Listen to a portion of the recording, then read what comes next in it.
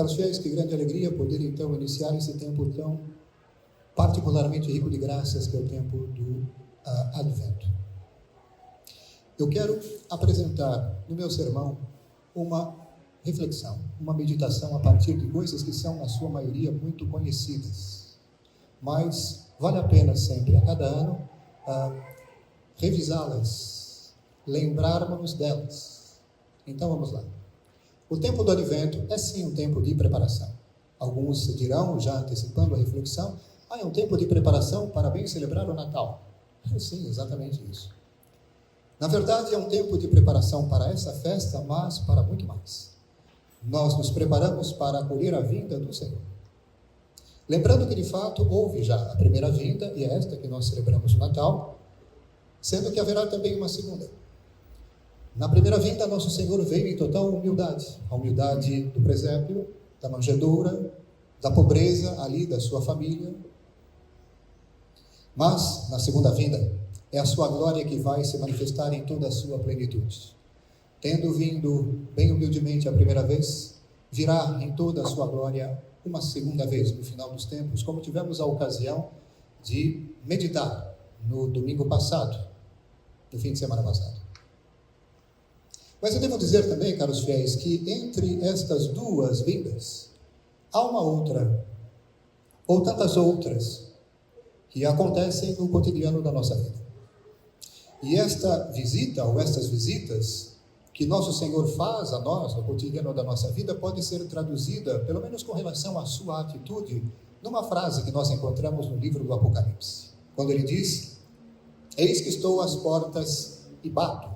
Feliz aquele que abre as portas e me deixa entrar. Eu entro correndo, me sento à mesa e tomamos juntos a ceia.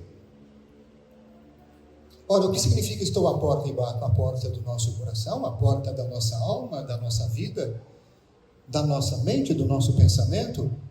Eis que eu peço permissão para ingressar na vida da pessoa. Peço permissão para fazer parte da vida da pessoa. Tão respeitoso e delicado é nosso Senhor.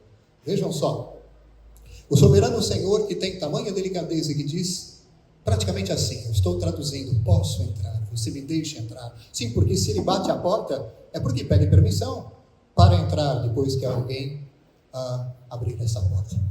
É isso? O que significa sentar-se à mesa e tomar a ceia? É uma metáfora. Tomar a ceia é símbolo de comunhão estabelecida. Feliz aquele que abre a porta, eu entro correndo, é o que eu mais espero. Aliás, ele anseia por isso. Deus tem mais desejo desta comunhão conosco do que nós mesmos, mas muito mais. Quando um só pecador se converte, os céus se alegram, Deus se alegra de uma maneira, entendam com linguagem humana o que isso significa. Os céus se alegram. Ele deseja muito mais ardentemente a comunhão conosco do que nós mesmos desejamos esta comunhão. Porque, na verdade, vamos ser bem sinceros, tão distraídos nós somos e tão diminuídos em visão que nós não compreendemos ainda o alcance desta maravilha que Deus coloca à nossa disposição. A graça da comunhão com Ele. Eu acho que a gente ainda não entendeu o significado disso. E não tendo entendido, como é que poderíamos valorizar isso? Mas Deus, Ele conhece perfeitamente a maravilha que é isso. Ele determinou isso desde toda a eternidade, Ele quer isso desde toda a eternidade, para nós, para cada um de nós. Mas deixa eu seguir então. É só isso que Ele quer, entrar em comunhão conosco. Então, sim, Ele vem a nós hoje e virá amanhã, porque se nós devemos acolher a nosso Senhor Jesus Cristo, se nós devemos acolhê-lo, ora, não é só no momento pontual. Esta acolhida deve ser renovada durante todo o tempo da nossa vida. Caros fiéis, tendo dito isso, devemos estar absolutamente prontos para essa visita e para abrir a porta assim que ele bater. E para manter para ele a porta aberta, deixar que ele sempre se faça presente cotidianamente.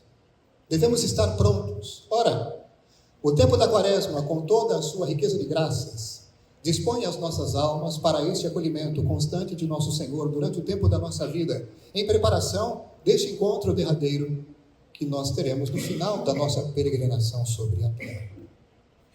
Mas, queria lembrar uma coisa. Quando nós dizemos assim, devemos estar prontos, devemos nos preparar, tenhamos o seguinte cuidado. O cuidado de não pensar que nós estamos sozinhos. Quero dizer que essa preparação depende absolutamente de nós. É como se, por exemplo, alguns pensassem assim, eu tenho que me preparar, então eu vou me organizar para isso e vou resolver a questão a partir das minhas forças pessoais, das minhas forças naturais. Não.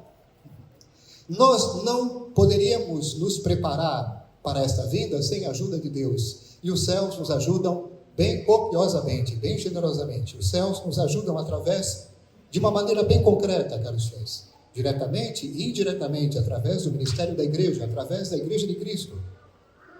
Eu queria lembrar uma coisa muito importante, que vale para qualquer tempo litúrgico bem especial. Seja o tempo do advento, seja, por exemplo, o tempo do Natal, seja o tempo da quaresma ou o tempo de Páscoa. Todos estes tempos fortes são enriquecidos por graças.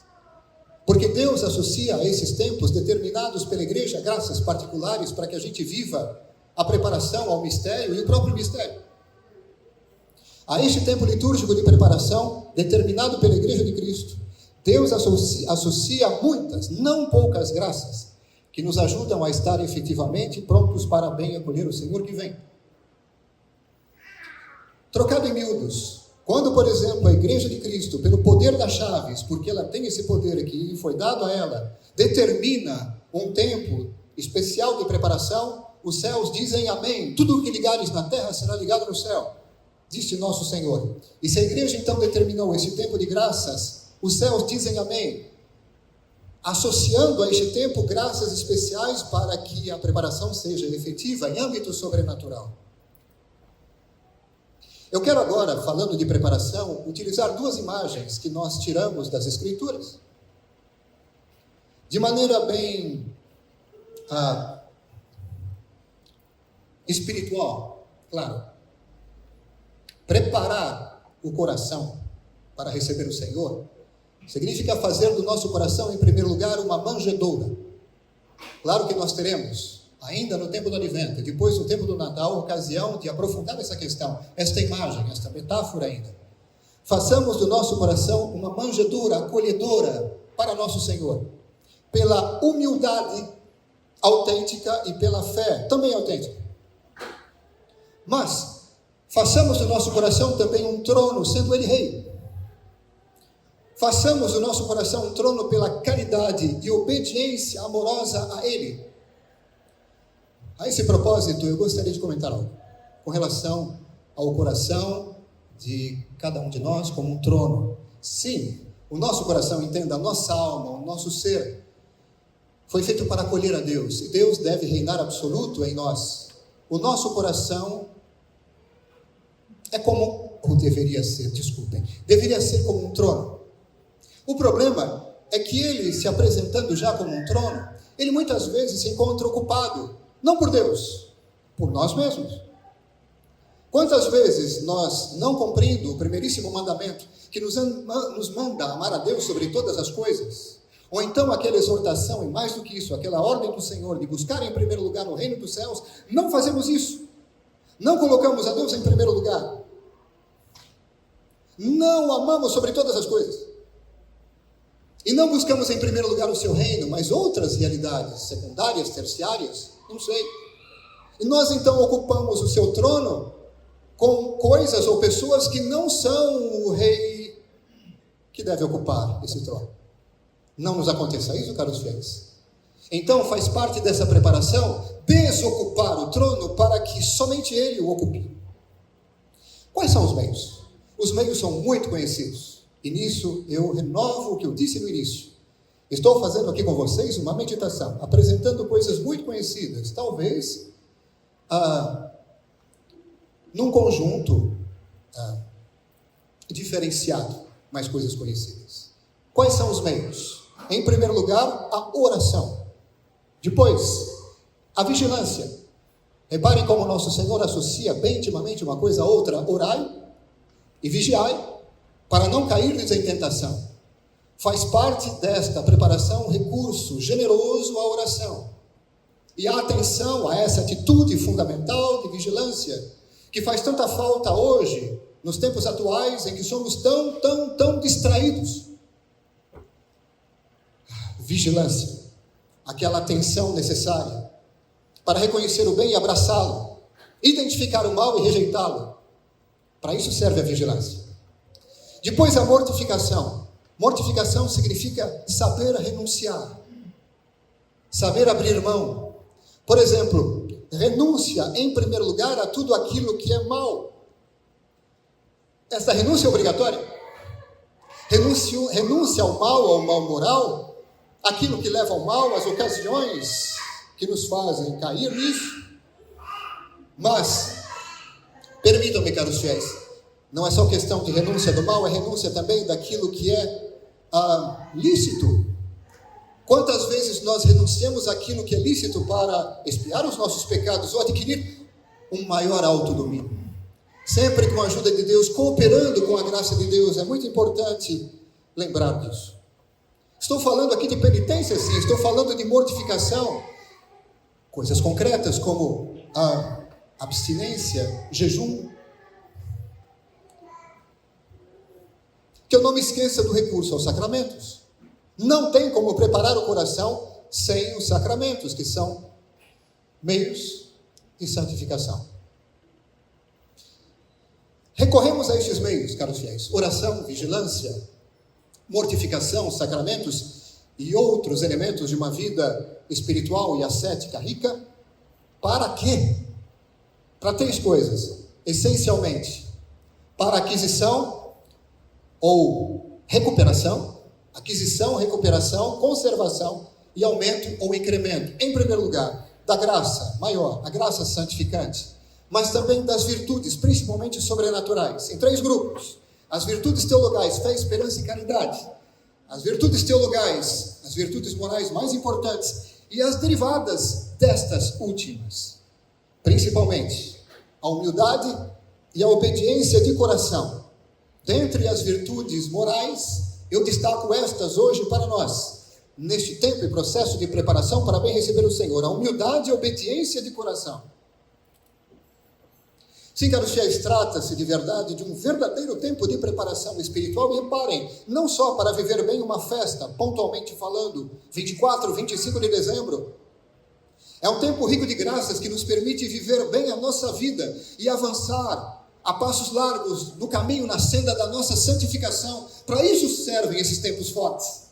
Não é só para viver pontualmente uma festa, mas é para avançar no caminho da santificação, da busca de uma comunhão mais profunda com Deus, da perfeição da caridade, identificação mais estreita com nosso Senhor Jesus Cristo, revestir-se de Cristo. São expressões bíblicas que falam, finalmente, segundo aspectos diversos da mesma realidade, de progresso espiritual na comunhão com Deus, de santificação. Mas como nós faremos? Quais são as notas principais desse tempo de preparação? A primeira é a sobriedade. Sobriedade. É um tempo de preparação também penitencial, sobriedade. Na contrição do coração.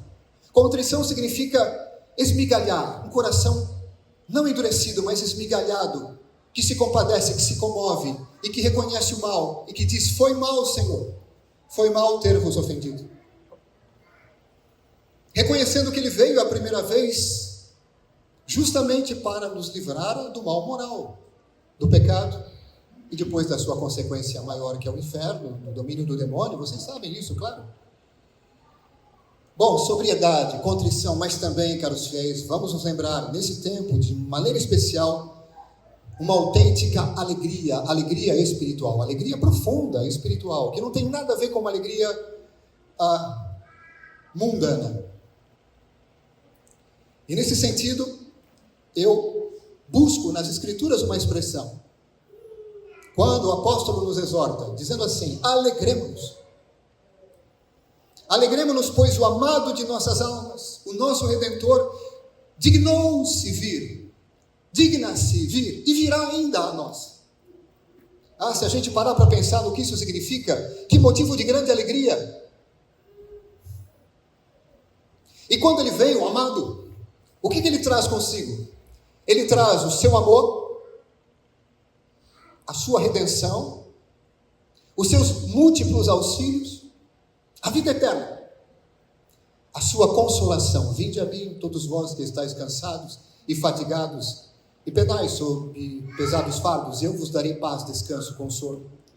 Ele traz também a sua vitória sobre o mal e a sua paz. Alegremos-nos, portanto, caros fiéis, pois a nossa libertação está próxima. Isso eu tiro diretamente das Escrituras. Alegremos-nos, pois a nossa libertação está próxima. Sabe, eu vou dizer uma coisa bem importante. Quando nós dissermos, como Santa Teresa d'Ávila, morro porque não morro. Ora, o que significa isso? Ela desejava muito encontrar o seu amado e atingir a plenitude da comunhão com Ele, sabendo que tudo aqui passa, mas Deus não passa. E ela dizia, como anseio pela plenitude da comunhão com Ele.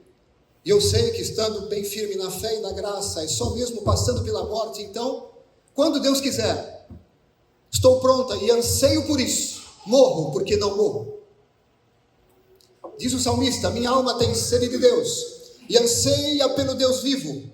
Quando terei a alegria de ver a face de Deus? Hoje em dia, como nós fazemos? Sim, é verdade que para encontrar a Deus e entrar na plenitude da comunhão com Ele, eu preciso morrer, mas não agora. Não agora. Depois. Quanto mais nós afastarmos de nós, entendem o que eu quero dizer espiritualmente? É sinal que ainda temos que caminhar um pouco, até dizermos, como o salmista, quando verei a face de Deus. Quando Ele quiser, é claro. Quando Ele determinar, e Ele que determina, não sou eu não, é Ele que determina. Ele é o Senhor da vida e da morte, Ele é que determina. Morro porque não morro. De fato, a nossa salvação está agora. Nisso nós temos a expressão de Paulo na carta aos Romanos. A nossa salvação está agora mais perto de nós, que quando começamos a crer. Sim, a cada dia nos aproximamos mais e mais do termo. A cada dia nós nos aproximamos mais e mais da finalidade última. O dia, a plena manifestação da luz se aproxima. Veja, na semana passada, falando do Apocalipse, muita gente, por exemplo, lê e ouve esse fato, segundo uma perspectiva, uma ótica preocupante, tenebrosa, é o final dos tempos, o Apocalipse.